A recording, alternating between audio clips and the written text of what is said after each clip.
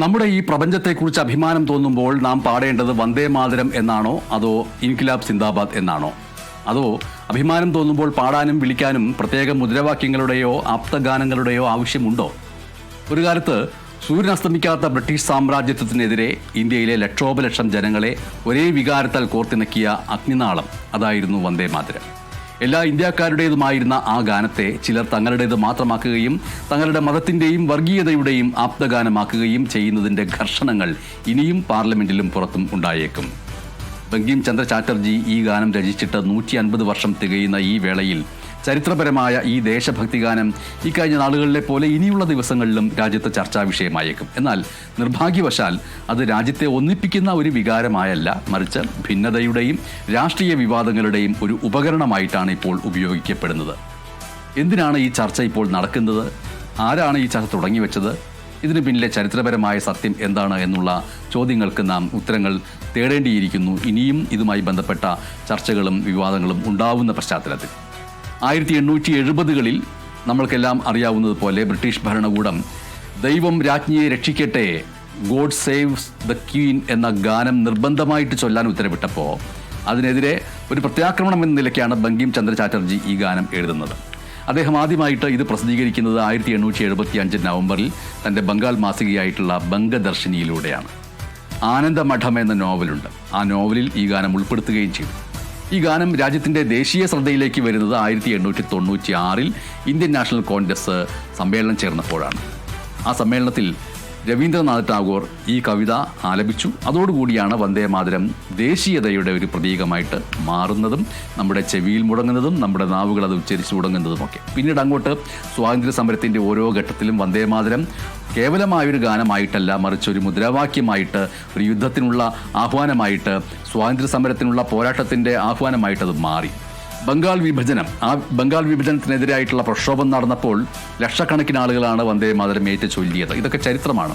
British ഭരണകൂടം ആ ഗാനത്തിൻ്റെ അപകടം മനസ്സിലാക്കി, അതുണ്ടാക്കുന്ന തരംഗദൈർഘ്യം മനസ്സിലാക്കി. അവർ അതിൽ രാജ്യദ്രോഹവും വിപ്ലവത്തിൻ്റെ വിത്തുകളുമെല്ലാം കണ്ടു. അതുകൊണ്ട് അവർ ആ ഗാനം നിരോധിക്കുകയും ചെയ്തു. പക്ഷേ നിരോധനം വന്നതോടുകൂടിയിട്ട് ദേശാഭിമാനികളായിട്ടുള്ള നിരവധി പേർ അത് കൂടുതൽ ഉച്ചത്തിൽ പാടുകയാണ് ചെയ്തത്. കാരണം എല്ലാ നിരോധനവും എന്തിനെയാണോ നിരോധിക്കുന്നത് അതിനെ ആവിഷ്കരിക്കാനുള്ള ശ്രമം ആയിട്ട് മാറും.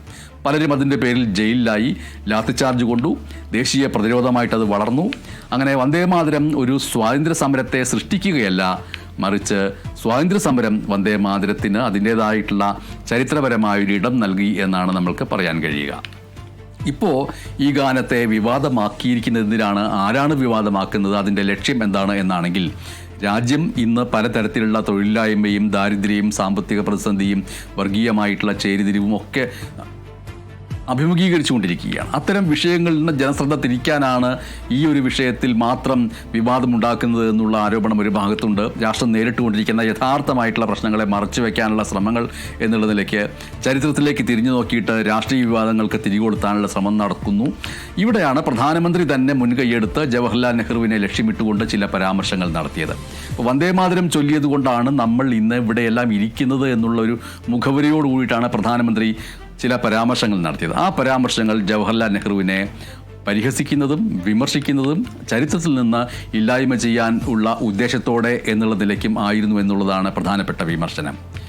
അദ്ദേഹം പറഞ്ഞതിൻ്റെ രത്നച്ചുരുക്കം, പ്രധാനമന്ത്രി നരേന്ദ്രമോദി പറഞ്ഞതിൻ്റെ രത്നച്ചുരുക്കം എന്ന് പറയുന്നത് ഇതാണ്: മുഹമ്മദ് അലി ജിന്നയുടെ എതിർപ്പ് പരിഗണിച്ച് 1937 വന്ദേ മാതരത്തിൻ്റെ ചില ഭാഗങ്ങൾ ഒഴിവാക്കാൻ ജവഹർലാൽ നെഹ്റു മുൻകൈയെടുത്തു. അത് ഇന്ത്യയിൽ വിഭജനത്തിൻ്റെതായ വലിയ വിത്തുകൾ പാകുന്ന അവസ്ഥയിലേക്ക് എത്തി. ആ വിഭജന പ്രവണത ഇപ്പോഴും തുടരുന്നു എന്നാണ് അദ്ദേഹം പറയുന്നത്. വാസ്തവത്തിൽ ഇത് ചരിത്രപരമായിട്ടുള്ളൊരു വിഷയത്തെ രാഷ്ട്രീയമായിട്ടുള്ള താല്പര്യങ്ങൾക്ക് വേണ്ടി വളച്ചൊടിക്കുക എന്നുള്ള ഒരു നിർഭാഗ്യകരമായിട്ടുള്ള കാര്യമായിട്ട് മാറുകയാണ്. ജവഹർലാൽ നെഹ്റു ആരാണ് എന്നുള്ള ചോദ്യത്തിൻ്റെ ഉത്തരം നമ്മൾക്കറിയാം. അത് സ്വാതന്ത്ര്യ സമരം മഹാത്മാഗാന്ധിക്കൊപ്പം ചേർന്ന് പ്രവർത്തിച്ച വ്യക്തിത്വം, ഏതാണ്ട് 9 വർഷത്തിലധികം രാജ്യത്തിന് വേണ്ടി ജയിൽവാസം അനുഭവിച്ച വ്യക്തിത്വം, നമ്മുടെ ഭാരതീയമായിട്ടുള്ള ഇന്ത്യൻ സംസ്കാരത്തെ ലോകത്തിന് പരിചയപ്പെടുത്തിയ ദാർശനികൻ, ഫിലോസഫർ, ഇന്ത്യയുടെ ആധുനികതയ്ക്ക് അടിത്തറയിട്ട ആദ്യത്തെ പ്രധാനമന്ത്രി. അങ്ങനെ ഉള്ള അദ്ദേഹത്തിൽ ഒരു തരത്തിലുള്ള നന്മയും കാണാൻ നിലവിലെ ഭരണകൂടത്തിന് കഴിയുന്നില്ല എന്ന് പറയുന്നത് സംഘപരിവാറിൻ്റെ വർഗീയമായിട്ടുള്ള നിലപാടുകളെ അദ്ദേഹം അന്നേ തന്നെ ശക്തമായി എതിർത്തതിൻ്റെ തുടർച്ചയായിട്ട് മാത്രമേ കാണാൻ സാധിക്കൂ. 1937 വരിക, അന്ന് എടുത്ത ഒരു തീരുമാനം ആയിരുന്നു. ആ തീരുമാനത്തിൻ്റെ പിറകിൽ എന്താണ് സംഭവിച്ചത്? മുഴുവൻ ഗാനവും വന്ദേമാതരത്തിലെ മുഴുവൻ ഗാനവും മുസ്ലിം സമുദായത്തിന് അനിഷ്ടകരമാണെന്ന് കണ്ടതിനെ തുടർന്നാണ് തീർച്ചയായിട്ടും ആ യോഗം ചേർന്നത്. അന്ന് കോൺഗ്രസ് പ്രവർത്തക സമിതിയുടെ യോഗത്തിൽ ജവഹർലാൽ നെഹ്റു മാത്രമായിരുന്നില്ല ഉണ്ടായിരുന്നത്. മഹാത്മാഗാന്ധി ഉണ്ടായിരുന്നു, രവീന്ദ്രനാഥ് ടാഗോർ ഉണ്ടായിരുന്നു, സർദാർ വല്ലഭായ് പട്ടേൽ ഉണ്ടായിരുന്നു, നേതാജി സുഭാഷ് ചന്ദ്രബോസ് ഉണ്ടായിരുന്നു. അങ്ങനെ സ്വാതന്ത്ര്യ സമരത്തിന്റെ മുൻനിരയിലെ നേതാക്കളെല്ലാം അന്ന് ആ യോഗത്തിൽ പങ്കെടുത്തിട്ടുണ്ട്. അവിടെ എടുത്ത തീരുമാനം എന്ന് പറയുന്നത് ആ ഗാനത്തിന്റെ ആദ്യത്തെ 2 ഖണ്ഡികകൾ മാത്രം ദേശീയ തലത്തിൽ ഉപയോഗിക്കുക. എന്തുകൊണ്ട് അങ്ങനെ ചെയ്തു എന്നാണെങ്കിൽ കോൺഗ്രസ് അതിനെക്കുറിച്ച് വിശദീകരിക്കുന്നത് ഇങ്ങനെയാണ്: വന്ദേമാതരത്തിലെ ഒഴിവാക്കിയ ഭാഗങ്ങളിൽ മാതൃരാജ്യത്തെ ദേവിയായിട്ട് കാണുന്ന, അഥവാ അംബികയായിട്ടും ദുർഗയായിട്ടും ഒക്കെ കാണുന്ന ചില മതപരമായിട്ടുള്ള ആഖ്യാനങ്ങളുണ്ടായിരുന്നു, വിശദീകരണങ്ങളുണ്ടായിരുന്നു. ഈ ഭാഗങ്ങൾ മുസ്ലിം സമുദായത്തിന് വിഗ്രഹാരാധനയായിട്ട് തോന്നുകയും അവർ വിഗ്രഹാരാധനയ്ക്ക് ഉപരിയായിട്ടുള്ള ഈശ്വര സങ്കല്പത്തിലാണ് നിൽക്കുന്നത്. അതുകൊണ്ട് അവർ അത് വിഗ്രഹാരാധനയായിട്ട് തോന്നുകയും അവർക്ക് ദേശീയ പ്രസ്ഥാനത്തോട് ഐക്യപ്പെടാൻ ഒരു അസ്വാരസ്യവും പ്രയാസവും ഒക്കെ സൃഷ്ടിക്കുകയും ചെയ്യുമെന്ന് നേതാക്കൾ മനസ്സിലാക്കുകയും ചെയ്തു. അപ്പോൾ സ്വാതന്ത്ര്യ പ്രസ്ഥാനത്തിൻ്റെ അത്യന്താപേക്ഷിതമായിട്ടുള്ള ഒരു ആവശ്യമെന്ന് പറയുന്നത് ഐക്യമാണ്, യൂണിറ്റിയാണ്. ബ്രിട്ടീഷ് സാമ്രാജ്യത്തിനെതിരെ പോരാടാൻ എണ്ണമറ്റ ജാതി മത വർഗ വിഭാഗങ്ങളിൽപ്പെട്ട ഇന്ത്യക്കാരെ എല്ലാവരെയും ഒരൊറ്റ ദേശീയ ധാരയിൽ കോർത്തെടുക്കേണ്ടത് ഒഴിവാക്കാനാവാത്തൊരു കാര്യവുമായിരുന്നു. ആ ദേശീയ ഐക്യം ഉറപ്പാക്കാൻ വേണ്ടിയാണ് പ്രസ്ഥാനത്തിലെ പ്രധാനപ്പെട്ട നേതാക്കളെല്ലാം ചേർന്ന് ഒരു വിട്ടുവീഴ്ച എന്നുള്ള നിലയിൽ ആ തീരുമാനം എടുത്തത്. ഈ കാര്യം സാധൂകരിച്ചുകൊണ്ട് രവീന്ദ്രനാഥ് ടാഗോർ തന്നെ നെഹ്റുവിന് കത്തയക്കുകയും ചെയ്തിരുന്നു. വന്ദേമാതരത്തിലെ ഒഴിവാക്കപ്പെട്ട ഭാഗങ്ങളുണ്ടല്ലോ, ആ ഭാഗങ്ങളിൽ മതപരമായിട്ടുള്ള ആഖ്യാനങ്ങൾ ഉണ്ടെന്നും അത് ഒഴിവാക്കുന്നതാണ് പ്രായോഗികമെന്നും ടാഗോർ ആ കത്തിൽ വ്യക്തമാക്കിയിരുന്നു. ചരിത്രത്തിലെ ആ മഹത്തായ നേതാക്കൾ ഒരു രാജ്യത്തിനു വേണ്ടി, ഐക്യത്തിനു വേണ്ടി ഒരു വിട്ടുവീഴ്ച ചെയ്തതിനെ ഇന്ന് രാഷ്ട്രീയക്കാരെടുത്ത് ഉപയോഗിക്കുന്നത് എത്രമാത്രം കുടിലമാണ് എന്നാണ് ഈ നിമിഷങ്ങൾ നമ്മൾക്ക് ആലോചിക്കാനുള്ളത്. ഇവിടെ ചരിത്രപരമായിട്ടുള്ളൊരു ചോദ്യം ഉയരുന്നത്, കോൺഗ്രസ് ഈ ഒരു വിട്ടുവീഴ്ച ചെയ്തത് ബ്രിട്ടീഷുകാരുടെ തോക്കിൻ്റെ മുനയിലും ജയിലറകളിലും ഒക്കെ കിടന്നുകൊണ്ടായിരുന്നു എന്നുള്ളതാണ്. സ്വാതന്ത്ര്യ സമരത്തിൻ്റെ ഈ പറയുന്ന തീപിടിച്ച വഴികളിൽ അവർ ജീവത്യാഗം ചെയ്തു, കുടുംബത്തെ ഒഴിവാക്കി, സമ്പത്ത് വേണ്ട എന്ന് വെച്ചു.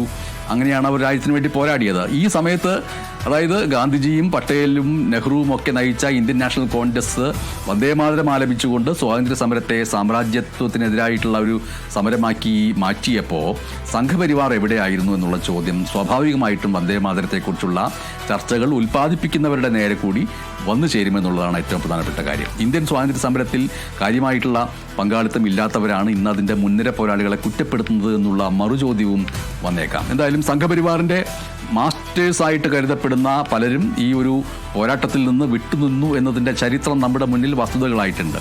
വിനായക് ദാമോദർ സവർക്കർ, ആ വ്യക്തി തൻ്റെ ജീവന് വേണ്ടി ബ്രിട്ടീഷുകാർക്ക് മാപ്പ് എഴുതി നൽകിയത്, കോൺഗ്രസ് ബ്രിട്ടീഷുകാർക്കെതിരെ ക്വിറ്റ് ഇന്ത്യ സമരം പ്രഖ്യാപിച്ചപ്പോൾ അതിനെ എതിർത്തുകൊണ്ട് ഹിന്ദു മഹാസഭ സംസ്ഥാനങ്ങളിൽ ബ്രിട്ടീഷുകാരുമായിട്ട് സഖ്യമുണ്ടാക്കിയിട്ട് ഭരണത്തിൽ പങ്കെടുത്തത്, ഇതൊക്കെ നമ്മുടെ ചരിത്രത്തിലുള്ള കാര്യങ്ങൾ തന്നെയാണ്.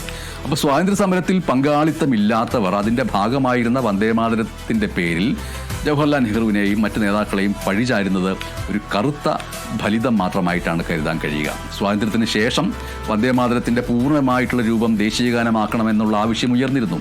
പക്ഷേ ഡോക്ടർ BR അംബേദ്കറിൻ്റെ നേതൃത്വത്തിൽ ചർച്ചകൾ നടന്നു. ആ ചർച്ചകളിലൊടുവിൽ ജനുവരി 24 1950 അന്ന് വന്ദേമാതരത്തെ ദേശീയ ഗീതമായിട്ട് അംഗീകരിച്ചു, ജനഗണമനയെ ദേശീയ ഗാനമായിട്ടും അംഗീകരിച്ചു. ഈ തീരുമാനം ഇന്ത്യയിലെ എല്ലാ വിഭാഗം ജനങ്ങളെയും തൃപ്തിപ്പെടുത്താനും ഐക്യം നിലനിർത്താനും വേണ്ടിയുള്ളതായിരുന്നു. ഇവിടെ പ്രധാനപ്പെട്ട ഒരു കാര്യം എന്ന് പറയുന്നത് 1937 2 പാരഗ്രാഫുകൾ മാത്രം ഉപയോഗിക്കാൻ തീരുമാനിച്ച ആ വിട്ടുവീഴ്ച, അത് ഐക്യത്തിനായുള്ളൊരു പ്രയത്നം, അതിനെ വിമർശിക്കുന്നവർക്ക് ഇന്ന് ലക്ഷക്കണക്കിന് ആളുകളെ ബാധിക്കുന്ന തൊഴിലില്ലായ്മയോ വർഗീയ വിഭജനങ്ങളോ ദാരിദ്ര്യമോ വിഷയമാകുന്നില്ല എന്നത് എന്തുകൊണ്ടാണ് എന്നുള്ളതാണ് പ്രധാനപ്പെട്ട ചോദ്യം.